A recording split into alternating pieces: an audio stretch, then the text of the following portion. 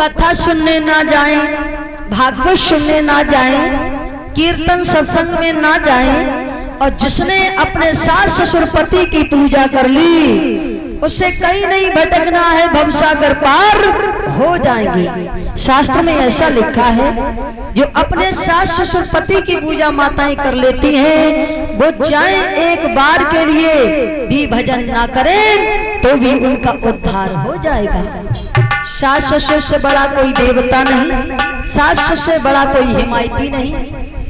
और इसीलिए बताया है, मात पिता और गुरु की बानी बिना विचार करे शुभ जानी। सास ससुर पति कभी गलत शिक्षा दे ही नहीं सकते। गुरु लोग अपने से जो बड़े होते वो कभी गलत शिक्षा नहीं देते हैं।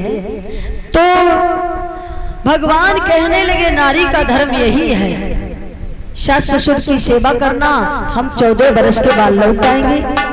सीता कहने लगी आप नहीं जानते हो, आत्मा के बिना शरीर नहीं रह सकता है, शरीर के बिना आत्मा नहीं रह सकती है, बिजली घन को नहीं छोड़ सकती है, चांदनी चांद से अलग नहीं रह सकती है, सूर्य का प्रकाश सूर्य से अलग नहीं रह सकता।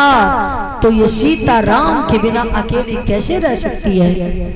इसलिए आप हमें साथ लिए चलो, घर छोड़ के ना जाओ। पहले तो यही है, और छोड़ के जाओ तो मुझे साथ ले चलो। कहा नहीं मानती हो तो रानी मेरी बात मानो और मैया से पूछ लो।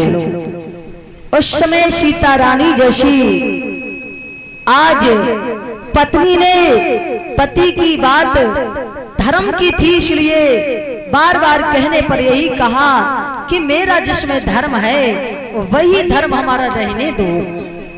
और आज अपनी माता उस समय सास कौशल्या से कहा, मैया मेरा पति बन जा रहा है, मुझे भी आज्ञा दे दो तो मैं भी इन्हीं के साथ चली जाऊं। माता कौशल्या जानती है कि सीता राम के बिना नहीं रह सकती है। और वैसे भी बेटी, नारी का धर्म यही है कि अपने पति के दुख सुख में साथ दो। तो जाओ, हम तुम्हें रोक नहीं रहे, तुम भी चली जाओ। माता ने आज्ञा दे दी, सीता भी चलने लगी। लक्ष्मण ने सुना, वो भी कहने लगे भैया तुम बन जा रहे हो, हम तुम्हारी परछाई बन के तुम्हारे साथ चलेंगे, हमें भी लिए चलो। कहा कि वनवास तो केवल मेरा हुआ है, और अगर तुम चलना चाहते हो तो अपनी माता से पूछ लो। माता से पूछा, माँ कहती है मेरी कोख धन्य हो गई, मेरी कोख ही धन्य हो गई कि तुम जैसे बेटा को मैंने जन्म दिया।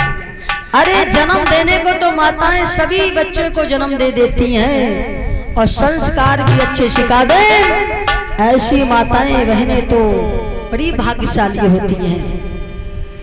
जन्म देने को तो सभी दे देती हैं, लेकिन देखिए संस्कार तो बहुत कम माताएं बने दे पाती हैं।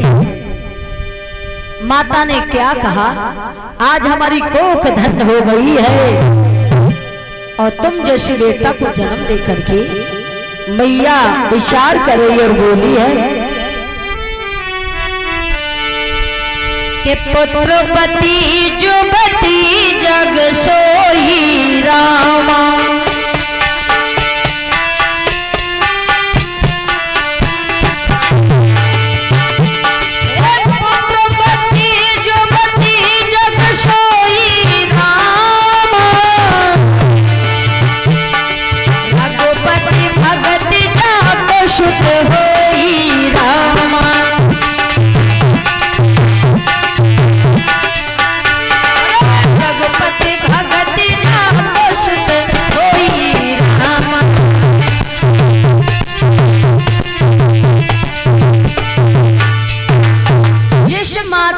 बेटा भगवान का भक्त हो, जिस माँ का बेटा सत्य कर्म कर रहा हो, जिस मैया का बेटा कथा भागवत करा ले, जिस मैया का बेटा सतमार्ग अपना ले, जिस मैया का बेटा गलत ना चलता हो, उस माँ के लिए उस धरती पे ही स्वर्ग है। जिस माँ के बच्चे ही बुरे निकल जाए तो उस माँ से कोई बढ़िया दुखी कष्ट देने वाले ऐसे लोग तुमने बहुत देखे होंगे, जो बहुत ऐसे कम है जो माताओं को सुख देते हैं।